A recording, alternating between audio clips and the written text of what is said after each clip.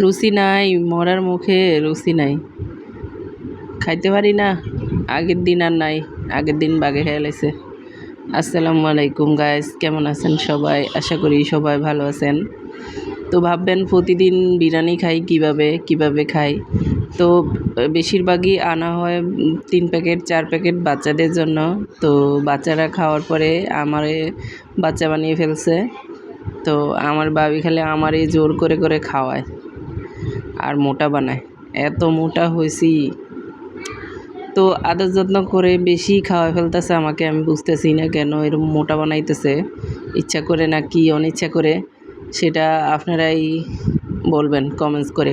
আমার মনে হয় এইবার এত আদর যত্ন করে খাওয়াইতেছে আর যেন 1 বছরেও না আসি।